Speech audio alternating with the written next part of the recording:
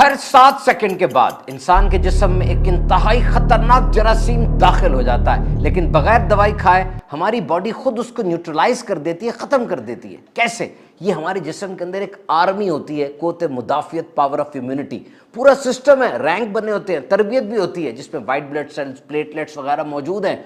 और इस क़ुव्वत मुदाफ़ियत को हमने बचा के रखना है। ये हाथ पे चीरा आ जाए ना, डॉक्टर दवाई देता है, चीरे को ठीक करने की दवाई नहीं देता, चीरा बॉडी खुद ठीक करती है।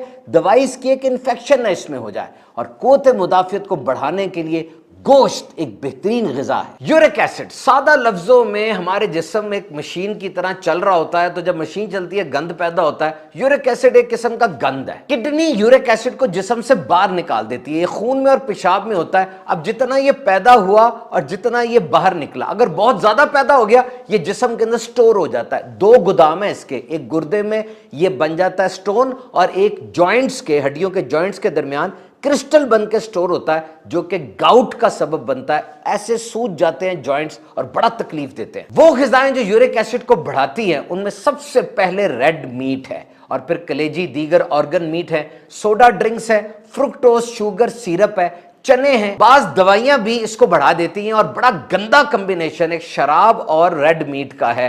ये तो यूरिक एसिड को स्काई रॉकेट कर देता है। पानी ज्यादा पिएं, ये जुमला शायद इतना सही ना हो, पानी कम ना पिएं, ये जुमला ज्यादा सही है। एक बड़ी हैरत की बात है कि हमें प्यास लगी होती है और हम समझते हैं हमें भूख लगी हुई है।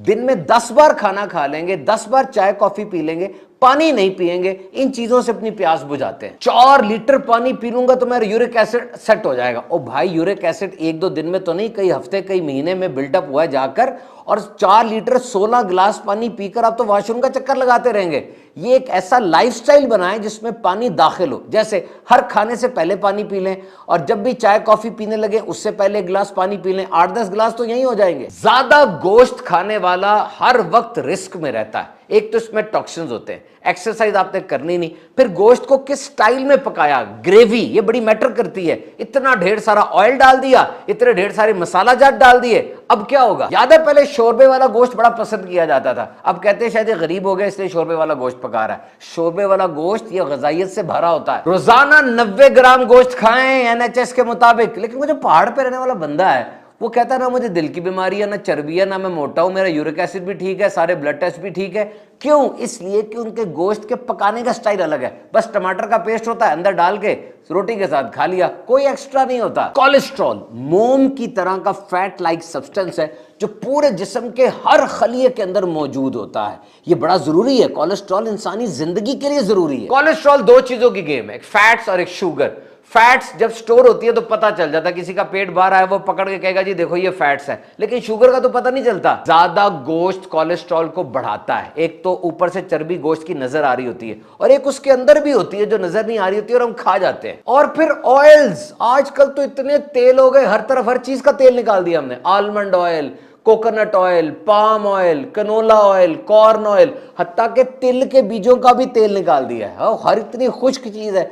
तो ये जैतून के तेल के अलावा हर तेल के अपने अपने मसाइल हैं जनाब। गोश्त है तो बहुत जरूरी, इसमें होता है vitamin A, D, selenium, zinc, folic acid, iron, और विटामिन B12 का तो गोश्त सबसे बड़ा खजाना है। कुर्बानी का गोश्त फौरन ना पकाएं, ना फ्रीज करें, कुछ देर हवा में छोड़ें ताकि उसके अंदर से पानी निकल जाए, डिहाइड्रेट हो जाए। गोश्त में सब्जियां डालकर पकाएं, ज्यादा फायदा होगा। -18 डिग्री सेंटीग्रेड पर अगर आप गोश्त को फ्रीज कर देंगे बड़ी देर तक चल सकता है। कच्ची सब्जियां, कच्चा गोश्त एक जगह ना रखें, क्रॉस कंटेमिनेशन हो जाती है, जरासीम आ जाते हैं। सफाई का खास ख्याल रखें।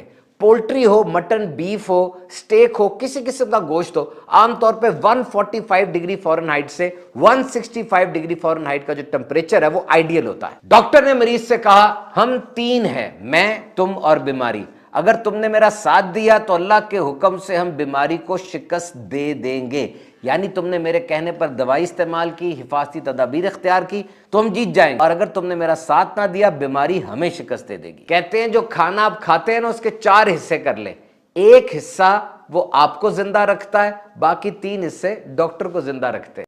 हर 7 सेकंड के बाद इंसानी जिस्म के अंदर एक खतरनाक पैथोजन माइक्रोब, यानी कोई बहुत ही खतरनाक जरासीम दाखिल हो जाता है, नाक के जरिए, मुंह के जरिए या स्किन के जरिए।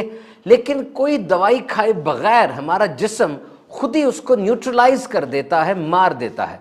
ऐसा कैसे होता है? ये होता है इंसान की पावर ऑफ इम्यूनिटी यानी क़ुव्वत मुदाफ़अत के जरिए। And it's a complete army residing inside your body. आपके जिस्म के अंदर ये पूरी एक फौज है और एक पूरा निज़ाम होता है। इसके भी रैंक होते हैं और इनकी तरबियत का पूरा निज़ाम होता है। पुरानी जो बीमारियां होती हैं उनसे लड़कर ये उसके आदी हो जाते हैं, ट्रेंड हो जाते हैं। और ये क़ुव्वत मुदाफ़अत, इसके अंदर बहुत से एलिमेंट्स हैं जैसे WBC, white blood cells, platelets वगैरह। जिस तरह हाथ पे चीरा लग जाए ना, तो डॉक्टर साहब जो दवाई देते हैं वो चीरा ठीक होने की नहीं देते, वो चीरा खुद ही बॉडी हील करती है।